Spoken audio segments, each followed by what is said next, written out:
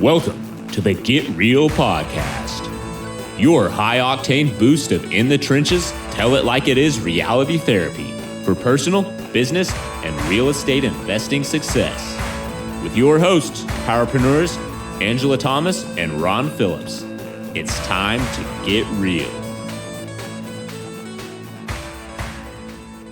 Hey, everybody. Welcome to the Get Real Podcast. This is Angela Thomas, and I am here with Ron Phillips. Hey, Ron. Beautiful day out here.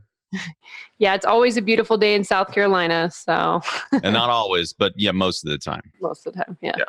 We either out here in Utah, it's either burning hot or freezing cold. There's no in between. So right now we're in the burning hot, don't go outside. Yes.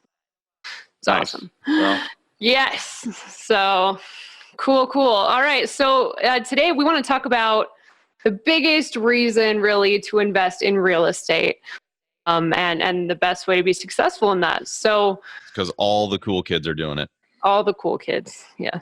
And you want to be a part of the cool kid club.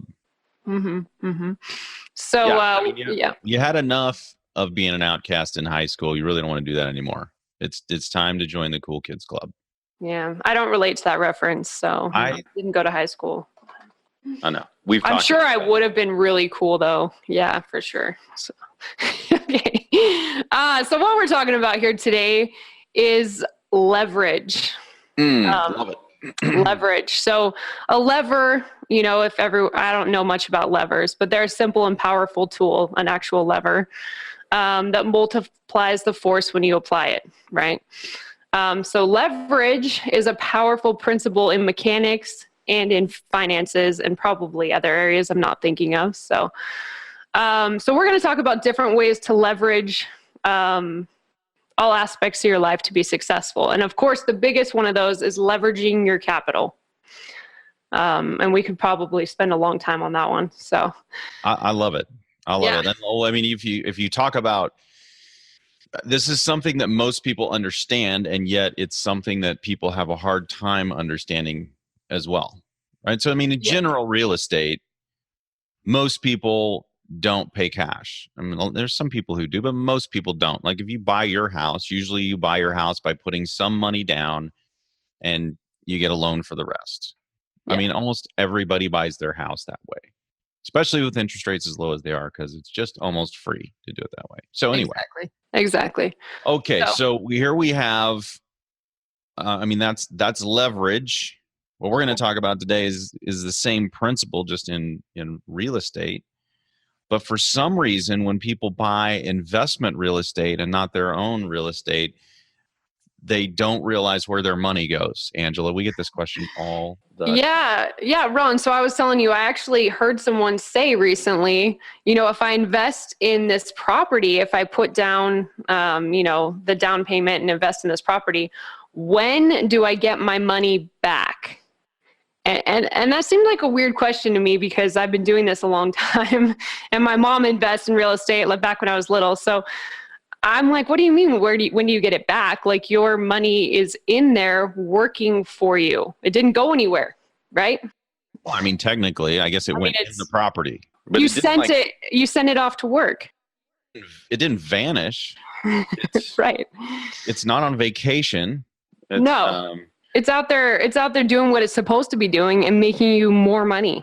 I mean, if anything, you sold it into a labor camp. I mean, if anything. And that, and that's legal. So it's okay. We should take advantage of it. Okay. Yeah. And the crazy thing is that your money doesn't really care whether it's on vacation or if it's in a labor camp. It'll be just fine either place. Doesn't make any difference. Yeah. But it's as safe there as it is, under your bed or in the bank, in my opinion. So we want to talk about that for a second. When you do buy real estate and you put that money down, what is happening? Where does it go? And I also want to talk about when people say, get my money back, unless you sell the property, getting your money back is actually doubling your money. So let's talk about that for a second. Do you mind giving us an example, Ron?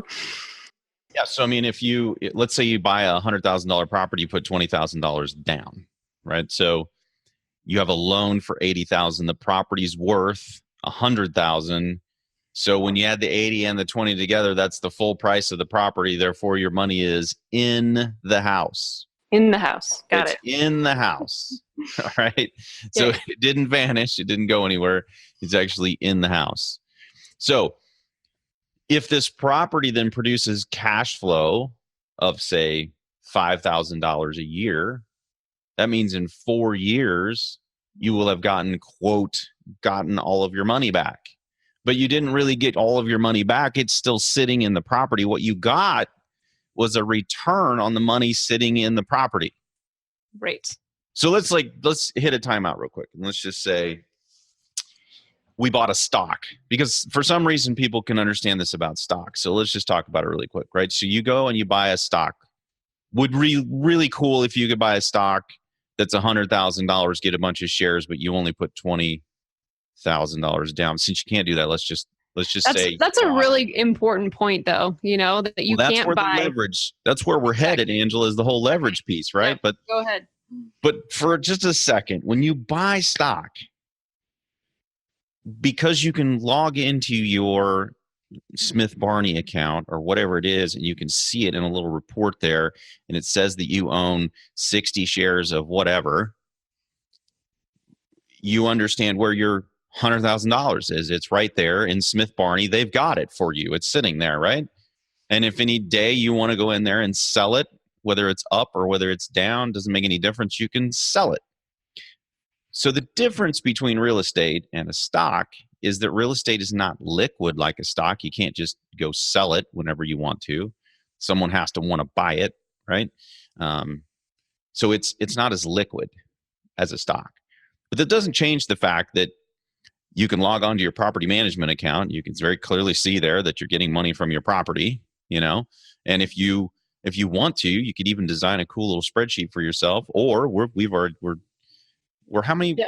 We're like a month away from launching ours, where you're going to be able to log in just like Smith Barney. You'll be able to see your house. It's going to be sitting there.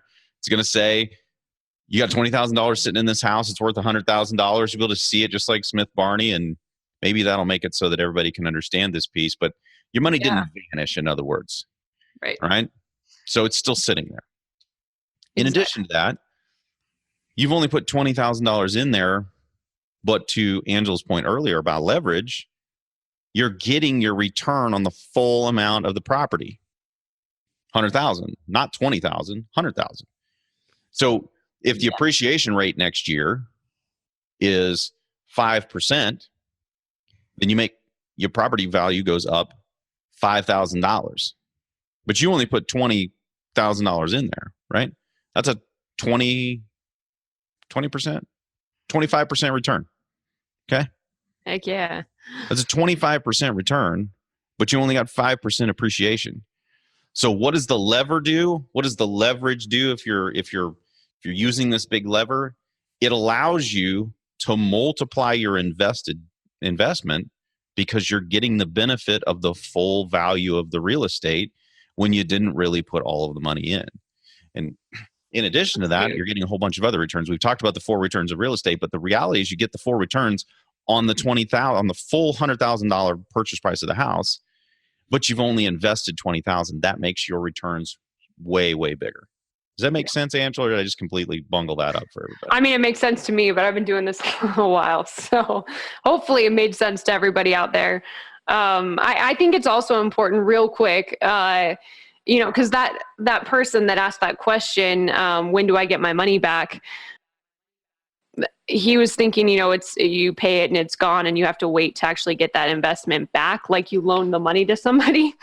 So I think it's important. Like, there are some investments where you don't have the money anymore, and maybe you'll never get it back. Examples of that is like loaning to a small business, loaning to a friend. Ron said, bad idea. You really don't know if you'll get your money back. That when you loan money to friends or family, that is officially not an investment.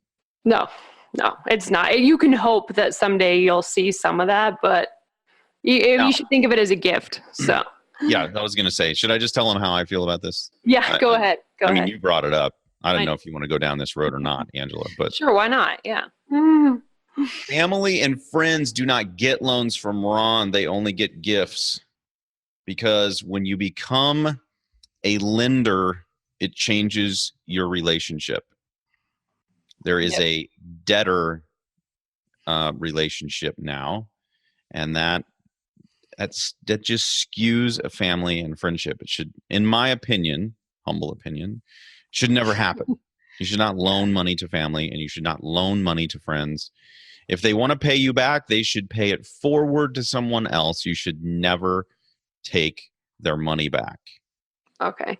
I agree. But what are other examples of that? I mean, the point is there's some investments you make where, the money isn't just sitting there, it's being used, and you do have to wait to actually get your money back, right? You said a trip to Europe. I mean, that's investing in your, family time and Yeah, I mean, it's really not an investment, a it's financial spending investment.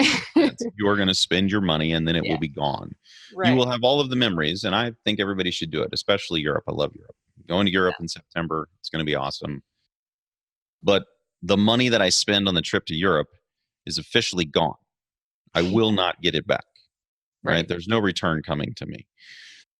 And that's the difference. So when you put your money in, I think the other thing I think that person said, that at least that you told me, was that they had quoted the rule of 72 when they asked when they're going to get their money back. Yeah, they said it's going to take this many years to get my money back. And they were calculating that with their financial advisor. Their financial advisor is actually the one that said, if you make this investment, you need to figure out how many years it's going to take to get your money back. Right, which is completely different than doubling your money, which is what the rule of 72 actually says. The rule of 72 doesn't say when you get your money back. The rule of 72, if you guys aren't familiar with it, Einstein, right, Angela? Yeah, Einstein that came up with we got to get a fact checker on here, but I'm pretty sure. Just Google it real quick, Angela, while I'm blabbering. So, pretty sure it was Einstein. Angela's going to fact check us. But the rule of 72 basically states that you take the interest rate. So let's say you're getting 7% on your money. If you divide 7 into 72, you get 10%, or excuse me, 10 years, right? So in 10 years, your money will have doubled at 7% compounded. And, the more you get, the lower the amount of years it is to double your money. It's to double your money, not get your money back.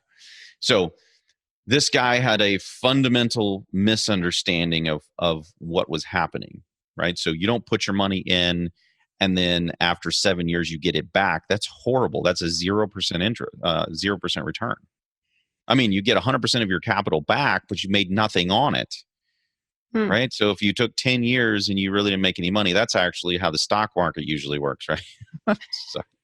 I'm sorry to all the stock people out there. That's usually how the stock market works, because it goes up and then it crashes and it comes back up, and ultimately you made nothing, but you had this really cool, fun roller coaster ride, which was exhilarating. And ultimately, you really didn't make what they told you. It's a little addictive, though. That roller coaster ride is kind of like gambling, So where leverage comes in is where you actually take the 20,000 and it's supposed to make another 20. It's supposed to birth another 20. How quickly we can make that happen is what the rule of 72 helps us determine.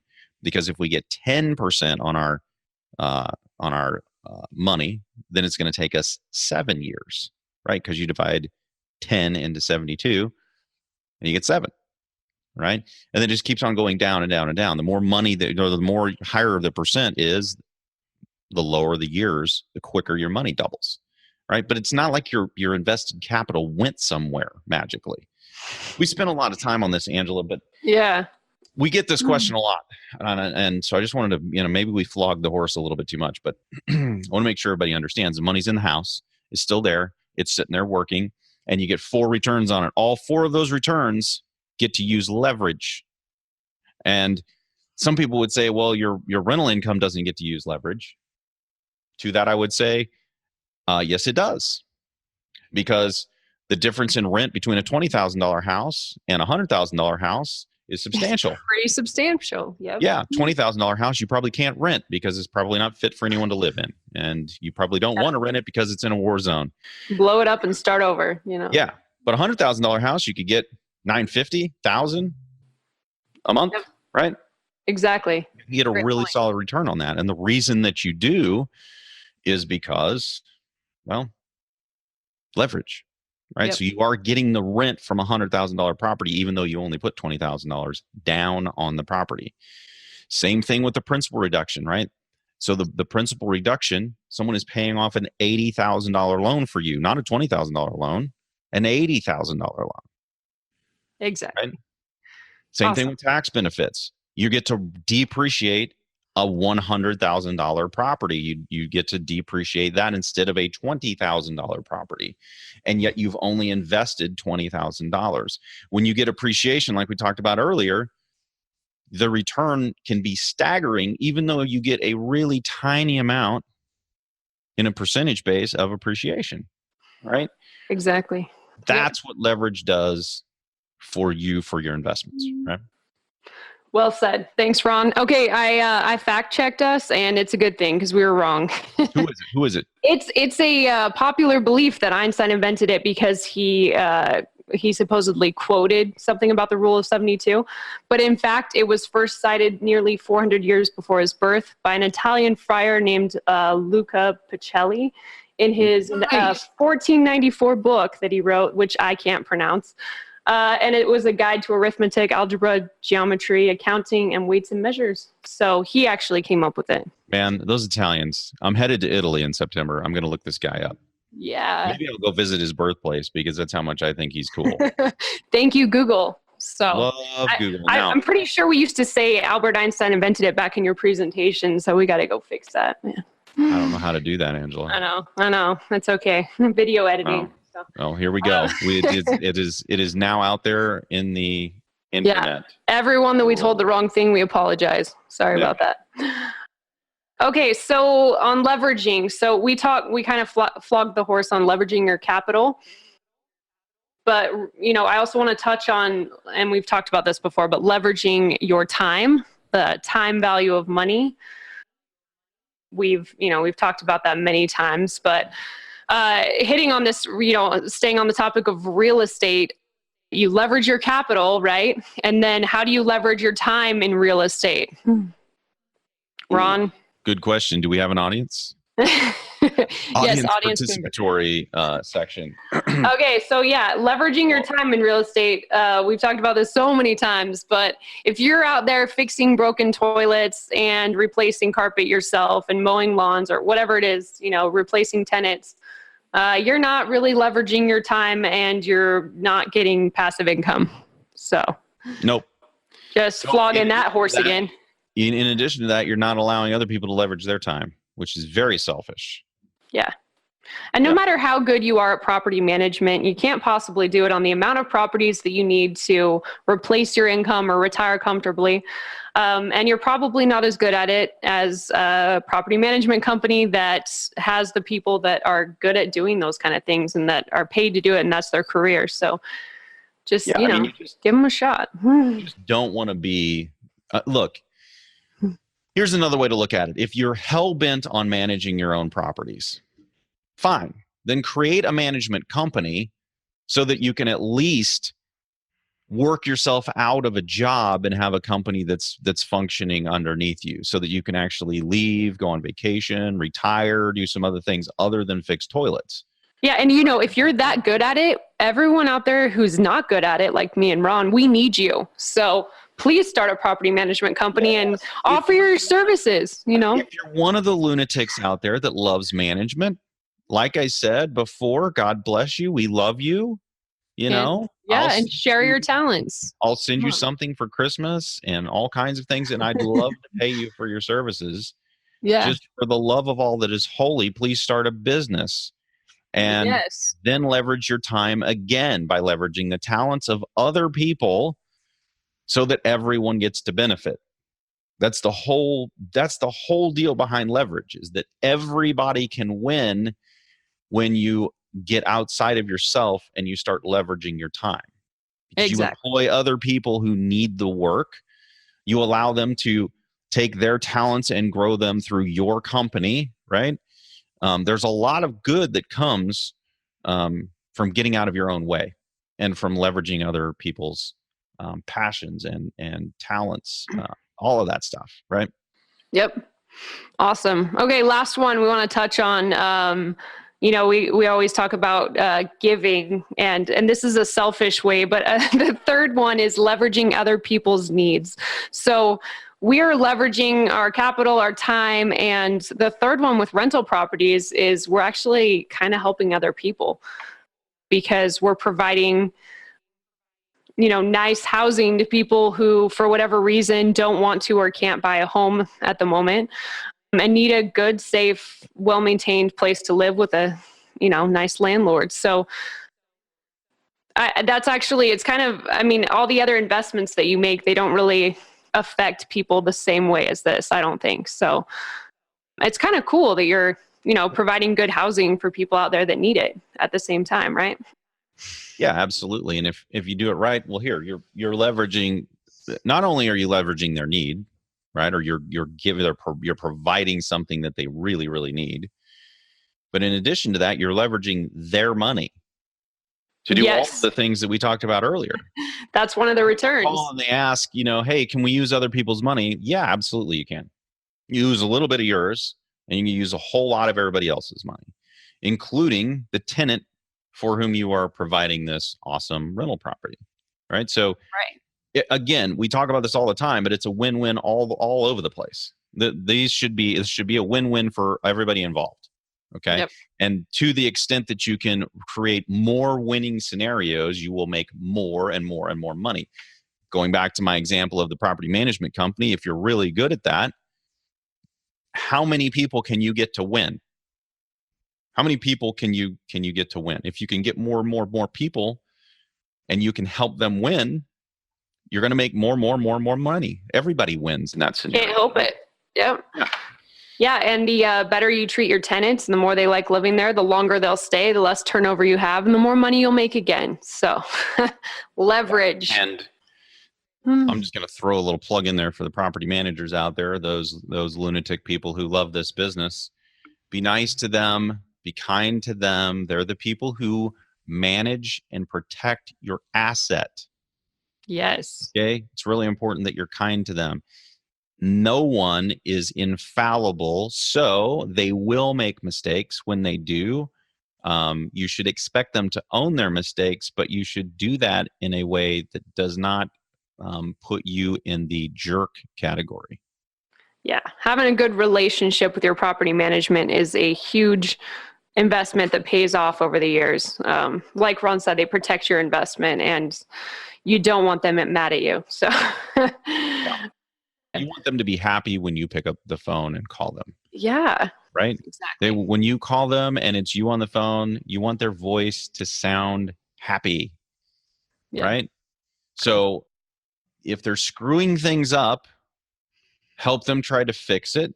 Give them a little bit of grace, but not too much grace, right? I mean, it's still a business. They still need to own what they've done if they've screwed something up. But yeah, just be kind. Good Lord, just be kind. Be kind. I love it. How hard is it? Okay. All right. So leverage your capital. The whole point of this is leverage, right? Leverage your capital, leverage your time, leverage other people's needs. We beat it to death, like Ron said, but if you have any questions about how that works or want to point out anything we missed or any other comments, please visit us on getrealestatesuccess.com. Let us know how we're doing. Subscribe if you'd like to, and you can also see us on Get Real Podcast on Facebook and on YouTube. And we look forward to seeing you next time. Thank you. Awesome. Hey guys. See you, Ron. This has been the Get Real Podcast. To subscribe and for more information, including a list of all episodes, go to getrealestatesuccess.com.